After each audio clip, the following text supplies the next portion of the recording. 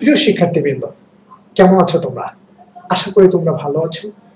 তোমাদের সবাইকে কেমিয়ান ভার্চুয়াল ক্লাসরুমে স্বাগত। তোমরা জানো যে আমরা ব্যবসা সংগঠন ব্যবস্থাপনা দ্বিতীয় পত্রের ষষ্ঠ এবং সপ্তম অধ্যায় রিভিশন ক্লাস শেষ করেছি, যেটা আমাদের প্রি টেস্ট পরীক্ষা ফেজ 2 এর সিলেবাস যে অন্তর্ভুক্ত রয়েছে। আজ আমরা নতুন একটি চ্যাপ্টার শুরু করব। এটিও অবশ্য তোমাদের প্রি টেস্ট এক্সামিনেশন ফেজ 2 তে অন্তর্ভুক্ত রয়েছে। সেটি হলো অধ্যায় 8। এই অধ্যায় 8-এ তোমাদের যে বিষয়টি শিরোনাম রয়েছে সেটি হচ্ছে যোগাযোগ। আমরা আজকে যোগাযোগ কাকে বলে, যোগাযোগের বৈশিষ্ট্য, যোগাযোগ প্রক্রিয়া এবং যোগাযোগের প্রকারভেদ সম্পর্কে আমরা আজকে তোমাদের ডিভিশন ক্লাস চেষ্টা করব তোমাদেরকে কিছু বিষয় রিভাইজ করতে, যাতে করে তোমরা রেগুলার ক্লাসে যা পড়েছো সেগুলো যেন তোমাদের মনে পড়ে এবং সেগুলো তোমাদের জন্য স্মরণে আসে। তাহলে শিক্ষার্থী বন্ধুরা, আজকে আমাদের ক্লাস শুরু করতে পারি। শুরুতেই তোমরা একটা চিত্র দেখতে পাচ্ছ তোমাদের স্ক্রিনে। এই চিত্রটি অবশ্যই তোমাদের সাথে একটু কন্ট্যাক্ট করে বলতে চাই যে আসলে তোমরা সবাই বুঝতে পেরেছো যে এই চিত্রটি মোবাইল ফোন বা দুইজন যোগাযোগ করছে বা দুইজনে কথা বলছে। সুতরাং আমাদের আজকে যে টপিকস রয়েছে সেই টপিকসগুলোর ভিতর কিন্তু এই বিষয়গুলো রয়েছে। তাহলে আমরা আজকে আমাদের যে পাঠের বিষয় সেটা হলো যোগাযোগ। তাহলে যোগাযোগ কি, আমরা যদি এটা তোমাদেরকে প্রশ্ন করে তোমরা বলতে পারবা? তোমাদের স্ক্রিনে কিন্তু দেখতে পাচ্ছ যোগাযোগ কি। তো অর্থাৎ দুই বা ততোধিক ব্যক্তি বা দল বা পক্ষের মধ্যে কোনো সংবাদ, তথ্য, ভাব, ইচ্ছা, আকাঙ্ক্ষা, মনোভাব ইত্যাদির বিনিময় হলে তাকেই কিন্তু যোগাযোগ বলে। দেখো, মোবাইল ফোনের মাধ্যমে কিন্তু একে অন্যের সাথে আকাঙ্ক্ষা, ইচ্ছা, কোনো বিষয়ে ভাব এটা আদান প্রদান হচ্ছে।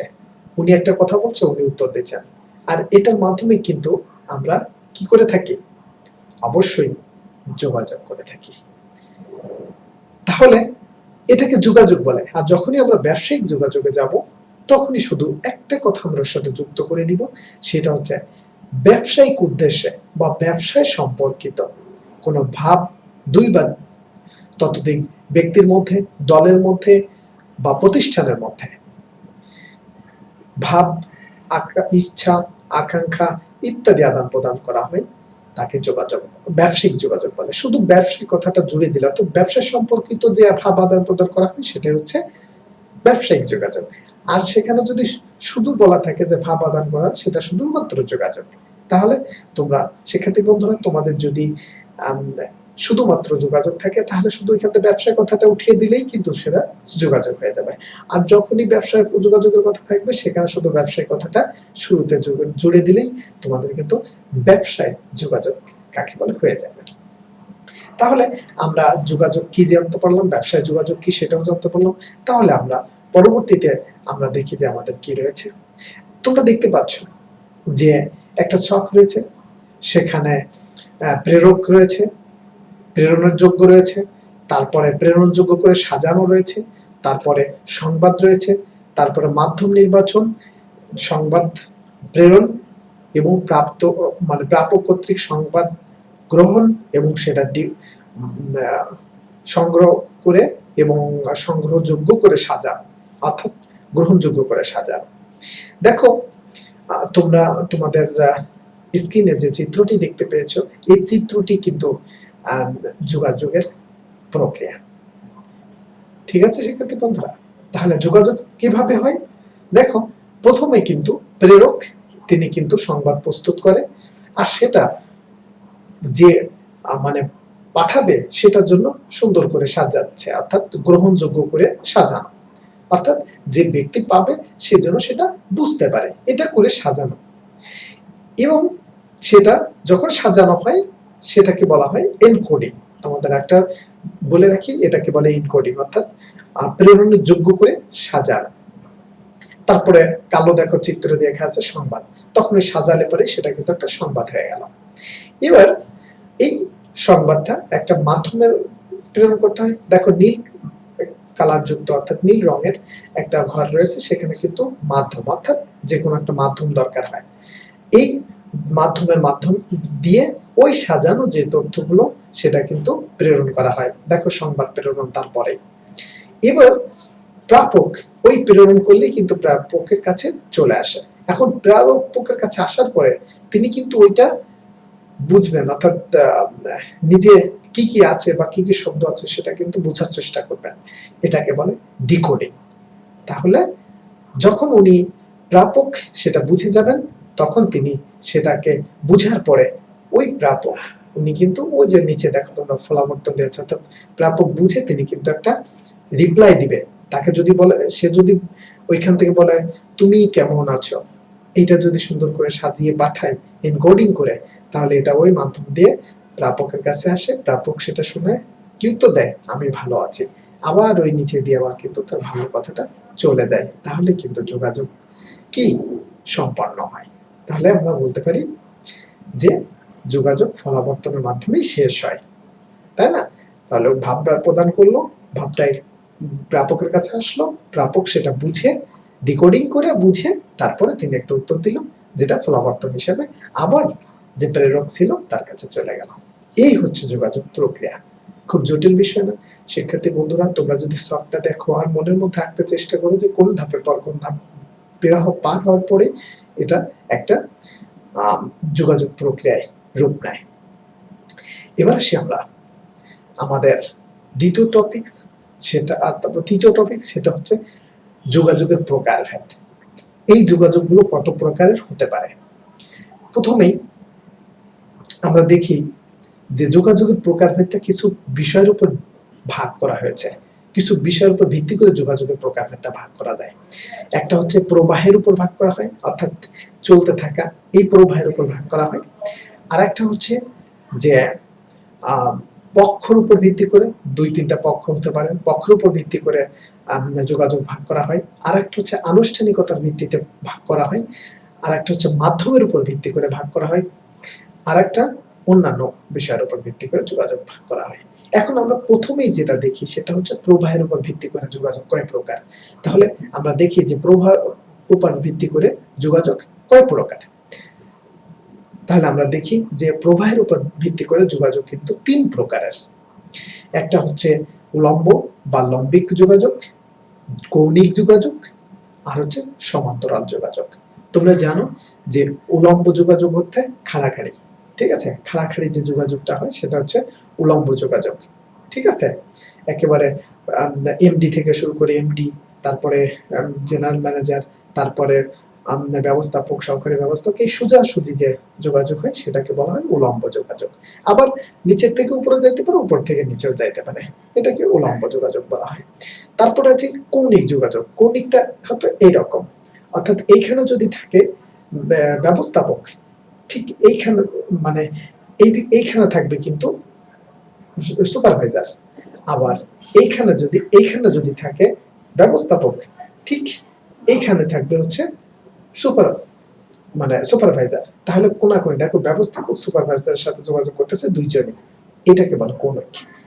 অর্থাৎ এক ডিপার্টমেন্টের ব্যবস্থাপক অন্য ডিপার্টমেন্টের যদি সুপারভাইজারের সাথে কথা বলে তাহলে সেটাকে বলা হয় কৌণিক যোগাযোগ। তারপর আছে তোমরা দেখো সমান্তরাল যোগাযোগ। সমান্তরাল যোগাযোগ বলতে একই প্রতিষ্ঠানে অনেকগুলো ব্যবস্থাপক থাকে, তাহলে সব ব্যবস্থাপক যদি একে অন্যের সাথে যোগাযোগ করে সেটাকে সমান্তরাল বলবো। কেন বলবো? কারণ তারা ওই প্রতিষ্ঠানে সবাই একই পদমর্যাদায়, সুতরাং তারা সমান পর্যায়ে রয়েছে, তাদের মধ্যে যে যোগাযোগ হয় সেটাকে সমান্তরাল যোগাযোগ বলে। বন্ধুরা বুঝতে পেরেছ? ওকে, এবার আসি আমরা পক্ষের ভিত্তিতে কয় প্রকার। যে হলুদ চিহ্নিত যে তোমরা ভিত্তি রয়েছে সেখানে দেখো পক্ষের ভিত্তিতে কয় প্রকার। আমরা দেখি যে পক্ষের ভিত্তিতে রয়েছে দুই প্রকার, একটা হচ্ছে অভ্যন্তরীণ, একটা হচ্ছে বাহ্যিক। অনেক সময় দেখা যায় প্রতিষ্ঠান যদি বাইরের কারোর সাথে লেনদেন করে বা যোগাযোগ করে তাহলে সেটা হচ্ছে বাহ্যিক। আর যদি প্রতিষ্ঠানের ভিতরের বিভিন্ন পক্ষের সাথে যোগাযোগ করে তাহলে সেটা হবে অভ্যন্তরীণ। ঠিক আছে? অবশ্যই মনে হয় তোমরা বুঝতে পেরেছো যে একজন কলেজের ভিতরে আর একজন আরেকটা কলেজের এই দুজনের সাথে যোগাযোগ করলে সেটা কিন্তু বাহ্যিক হবে। আর যদি কলেজের ভিতরে বিভিন্ন পর্যায়ের সাথে যোগাযোগ করা হয় তাহলে কিন্তু অভ্যন্তরীণ হবে। এবার আসি আমরা মাধ্যম এবং পদ্ধতির ভিত্তিতে যোগাযোগ কয় প্রকার। মাধ্যম ও পদ্ধতির ভিত্তিতে কিন্তু যোগাযোগ, তোমরা স্ক্রিনে দেখতে পাচ্ছ যে যোগাযোগ কিন্তু দুই প্রকার। একটা হচ্ছে শাব্দিক বা আক্ষরিক যোগাযোগ, অর্থাৎ শব্দ করে শব্দ লিখে, আর আরেকটা হচ্ছে অনাক্ষরিক বা অশাব্দিক যোগাযোগ, যেখানে ইশারাতে কাজ হয় বা ইশারাতে বিভিন্ন যোগাযোগ হয়।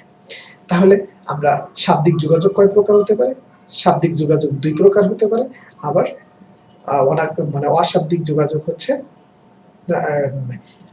অর্থাৎ মৌখিক যেটাকে বলি বা অমৌখিক, মানে মুখে বলা হয় না কিন্তু অমৌখিক যোগাযোগ বলা হয়। এই অমৌখিক যোগাযোগ কিন্তু আবার কয়েকটি প্রক্রিয়ায় হতে পারে। আর আমরা তার আগে আমরা একটু আলোচনা করে নিই যে আক্ষরিক যোগাযোগ, লিখে কিন্তু বর্ণ লিখে যোগাযোগ করে হয় চিঠিপত্রের মাধ্যমে।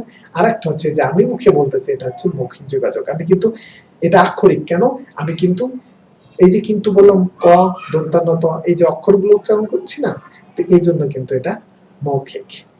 এবার আমরা অনাক্ষরিক যে যোগাযোগ অর্থাৎ অমৌখিক যে যোগাযোগ, সেই অমৌখিক যোগাযোগগুলোকে আমরা হতে পারে একটা হচ্ছে অঙ্গভঙ্গি। এই যে আমি যে তোমাকে বোঝাচ্ছি এইটা মানে কি, এই যে আমি এদিক যদি করি, আমি যদি কথা না বলি তোমরা বলবো যে এইদিক হেলে গেছে। অর্থাৎ এইভাবে কিন্তু অঙ্গভঙ্গির মাধ্যমে আমরা যেটা তোমাদেরকে বুঝাইতে চাই, যদি দেখা যাচ্ছে যে বিভিন্ন মাধ্যমে এরকম বলি তাহলে বুঝাই কি যে আমি রাজি আছি, তাই না? যদি কথা না বলে কেউ যদি বলে যাবি কাল, এটা কি? এটাই হচ্ছে অঙ্গভঙ্গি। তারপর আছে মুখবয় অর্থাৎ মুখের আকৃতি। যেমন কেউ যদি বলা যায় তুমি কেমন আছো, বন্ধুরা তোমাদেরকে যদি জিজ্ঞাসা করে তুমি কেমন আছো, তুমি যদি এরকম করো, এটা থেকে কি বুঝবে? অবশ্যই তুমি ভালো নেই।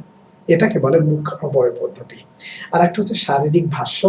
শারীরিক ভাষ্য বলতে অনেক সময় বডি ল্যাঙ্গুয়েজ, আমরা যেটা বলি বডি ল্যাঙ্গুয়েজ, অর্থাৎ একটা মানুষ যদি খুব চিন্তাশীল থাকে তার বডি ল্যাঙ্গুয়েজ দেখে বোঝা যায়, অর্থাৎ সে বিভিন্ন রকমের অঙ্গভঙ্গি করে, সেই বডি ল্যাঙ্গুয়েজটাও কিন্তু তার ভাষা হিসেবে কাজ করে। আর একটা হচ্ছে চক্ষু। চক্ষুটাও কিন্তু অনেক সময় মানুষের ইশারার কাজ করতে হয়। চক্ষু যদি বলে যে এরকম যদি একটা দেয় তাহলে সে রাজি আছে বা সে ওই ব্যাপারে এভাবে করে কিন্তু সেখানে বন্ধুরা যোগাযোগ করা যেতে পারে। আর একটা হচ্ছে স্পর্শ মাধ্যম, কারো গায়ে হাত দিয়ে যদি বলা হয়, গায়ে হাত দিলে পরে সে বলবে তাকে হয়তো সে ডাকছে, আমি কিন্তু মুখে কিছুই বলি নাই, শুধু গায়ে হাত দিলে কিন্তু তোমার বন্ধু মনে করবে যে তুমি তাকে কিছু বলতে চাচ্ছ। এটাও যোগাযোগ হতে পারে। শ্রবণের মাধ্যমে যোগাযোগ হতে পারে। আর একটা হচ্ছে নিরাপত্তা, যদি আমি কিছু না বলি সেটাও যোগাযোগের মাধ্যম হতে পারে। এবং পোশাকের মাধ্যমে, যেমন আমরা অনেক সময় কালো ব্যাজ পরি, সেটাও মানে কি যোগাযোগ করতে চাই, আমরা শোকার্ত, তাই না? তাহলে আমাদের কেমব্রিয়ানের কালো যে ড্রেস, এটারও একটা ইয়ে আছে যে সারা আমাদের উদ্দেশ্য হচ্ছে সারা বাংলাদেশের মানুষকে আধুনিক শিক্ষা যতদিন না পর্যন্ত দিতে পারবো ততদিন আমরা আমাদের কালো ড্রেসই পরে থাকবো। তো যা আমরা এইগুলো সবকিছু কিন্তু যোগাযোগের মাধ্যম। এবার আসি আমরা আনুষ্ঠানিকতার ভিত্তিতে কয় প্রকার। আনুষ্ঠানিকতা তোমরা সবুজ রঙে দেখতে পাচ্ছ যে দুই প্রকার, একটা হচ্ছে আনুষ্ঠানিক নেতৃত্ব আর একটা হচ্ছে অনানুষ্ঠানিক নেতৃত্ব। আনুষ্ঠানিক নেতৃত্বটা কি? যে নেতৃত্বটা প্রতিষ্ঠানের বিভিন্ন কাঠামোর মাধ্যমে, ব্যবস্থাপনা কর্তৃপক্ষের কাঠামোর মাধ্যমে তৈরি হয়, সেটাকে আনুষ্ঠানিক যোগাযোগ বলে। অর্থাৎ একজন পদমর্যাদার, জেনারেল পদমর্যাদার ব্যক্তি যদি তিনি প্রতিষ্ঠানের মানে সকল প্রসেস বা সকল নিয়ম কানুন মেনে যদি অধস্তন কর্মীর সাথে যোগাযোগ করে, সেটাকে আনুষ্ঠানিক যোগাযোগ বলে। আরেকটা অনানুষ্ঠানিক যোগাযোগ হচ্ছে যে কেউ অর্থাৎ কোন নিয়ম নীতির বাইরেও যদি কোনো কারণে যোগাযোগ করে, কারোর সাথে কথা বলে, তো সেটা হবে অনানুষ্ঠানিক যোগাযোগ। তারপরে অন্যান্য কি যোগাযোগ থাকতে পারে, আমরা একটু দেখে নিই। অন্যান্য যোগাযোগের মধ্যে ব্যক্তিগত যোগাযোগ থাকতে পারে, যেটা পারিবারিক বিভিন্ন কথা যদি জিজ্ঞাসা করা হয় তো সেটাকে অন্যান্য যোগাযোগ বলা হয়। আর যদি থাকে গণযোগাযোগ, সেক্ষেত্রে এই যে এক ক্লাসের মধ্যে যদি অনেক স্টুডেন্ট থাকে, আমি একা যদি কথা বলি, এটাকে কিন্তু গণযোগাযোগ বলে। আর সাংগঠনিক যোগাযোগ অর্থাৎ বিভিন্ন সংগঠনে বিভিন্ন ব্যক্তিগুলো থাকে, তারা যদি তাদের মধ্যে যোগাযোগ করে সেটা হচ্ছে সাংগঠনিক যোগাযোগ হবে। আর যে দৈনন্দিন বা রুটিন যোগাযোগ, সেটা আমরা দৈনন্দিন বিভিন্ন কাজে বা বিভিন্ন বিষয়ে আমরা বন্ধু বান্ধব যার সাথে যেভাবে কথা বলি, সেগুলো কিন্তু এই যোগাযোগের আওতায় পড়ে। তাহলে আমরা এই যে তোমাদের একটা গ্রাফ বা চিত্র তোমরা দেখতে পাচ্ছ তোমাদের স্ক্রিনে, এটা কিন্তু তোমাদের যোগাযোগের যত প্রকার আছে সব কিছুর ভাগ বা বিভেদ বা বিভাগ কিন্তু এর মধ্যে রয়েছে। এই যে মানে ডায়াগ্রামটা তোমরা সুন্দর করে দেখবা, এবং তোমরা এই ডায়াগ্রাম থেকে কিন্তু বিভিন্ন প্রশ্নের উত্তর পাবা। ঠিক আছে, তোমরা তোমাদের চোখটাকে এত সুন্দর করে বলবা যে আমি এই জন্য বিভিন্ন রং ব্যবহার করেছি, যাতে করে তোমরা সহজেই বুঝতে পারো যে এর উপর ভিত্তি করে এই প্রকার, এর উপর ভিত্তি করে এত প্রকার। সুতরাং আজকের যে রিভিশন ক্লাসে আমরা যে 3টি টপিকস বা 4টি টপিকস আমরা পেলাম, সেটা হচ্ছে যোগাযোগ কাকে বলে, ব্যবসায়িক যোগাযোগ কাকে বলে, আর যোগাযোগ প্রক্রিয়াটা কিভাবে সম্পন্ন হয়, এবং যোগাযোগের যত প্রকারভেদ রয়েছে সেই প্রকারভেদ সম্পর্কে আমরা জানলাম। তো শিক্ষার্থী বন্ধুরা, আমরা আজকের রিভিশন ক্লাস এখানেই শেষ করছি। তোমাদের সবার সুস্থ ও সুন্দর এবং নিরাপদ জীবন কামনা করে আবারও দেখা হবে আগামীকাল এই সময়ে। সুতরাং আজকের মতো তোমাদের কাছ থেকে বিদায় নিচ্ছি। ধন্যবাদ সবাইকে।